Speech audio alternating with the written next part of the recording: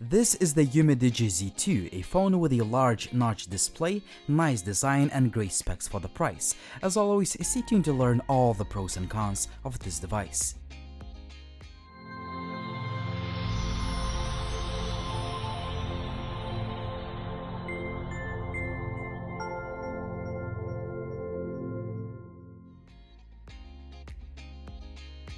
The phone ships with a charger, USB cable, SIM ejector pin, a headset jack adapter, and a pretty standard soft TPU case. Design-wise, the Umidigi Z2 packs all the trends of 2018 in one package. You get a display with a notch that I found to be pretty nice and sharp, glass backplate that makes the phone a bit slippery, a metal trim, and a dual camera system. The phone is well made and I found it to be really comfortable to hold in the hand due to rounded edges on the back. However, I found that the buttons rattle a little bit. Other key features include a dual camera system on the front and a hybrid dual SIM card slot. Face unlock feature works surprisingly well, much better than on most of the budget phones. The fingerprint scanner works fine, but there is a significant delay between unlocking and the time the display lights up. It's disappointing that the phone does not have neither LED notification light nor headset jack. On the other hand, sound quality using the supplied adapter is decent. The loudspeaker sound quality is not the best, but it's quite good. Here is an audio sample.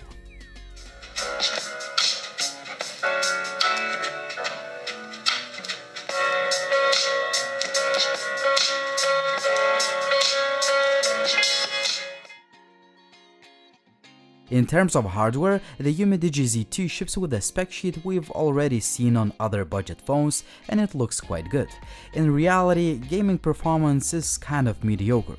Well, you can play most of the 3D games on reduced graphics, but you should still expect to see some lag and stutter. For example, there is quite a bit of lag while playing PUBG even on low graphics settings. Finally, the phone gets hot quite quickly. If you have seen other Umidigi phone reviews I've made before, you know that I praise their phones for using stock Android user interface. Obviously, there are a few neat extra features, but in general, you get a nice and clean looking UI that makes the phone run fast. The phone does not lag or stutter and it just feels fast all the time. I'm quite impressed with the performance with this budget phone. The overall image quality is okay and you may be able to take decent pictures in daylight, but they could look a little bit better. Even the daylight shots could have more detail and sharpness, and low light picture quality does not impress. Portrait picture quality is kind of average, but it is better than quite a few other budget phones. Selfies look okay, but not really impressive. There is also a portrait mode, but I can't recommend you using it since the pictures are way overexposed. 1080p video shot using the main camera is kind of average, and selfie video quality is quite good. Here is a short sample. And today's quite a cloudy day, but I would say that the lighting conditions are decent. This is summer cloudy, not winter cloudy. If you want to see more camera samples or full resolution video tests, check out the links in the video description down below. In terms of connectivity, the phone supports global LTE bands and I found the call quality and signal reception to be pretty good. Finally, GPS is accurate and it gets the position fast.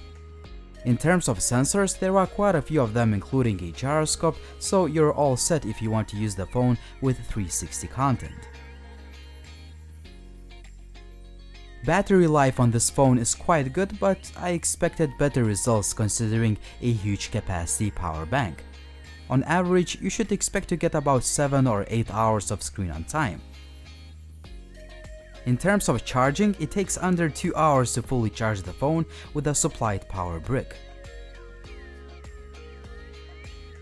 The Umidigi Z2 is a phone that looks nice, it has a sharp display, and the device is fast on a daily basis thanks to stock Android user interface. In addition, the phone supports global LTE bands.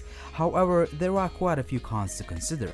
The phone does not have LED notification light, there is no headset jack, gaming performance is mediocre, and finally, the overall image quality is kind of average. I hope you guys found this review useful, and please consider all the pros and cons of this device before making the purchase. But what do you guys think about the Umidigi Z2? Would you choose this phone or would you buy another device? As always, like the video if you liked it, please subscribe to the channel if you haven't already, and as always, it was Linus, thank you for watching and see you soon.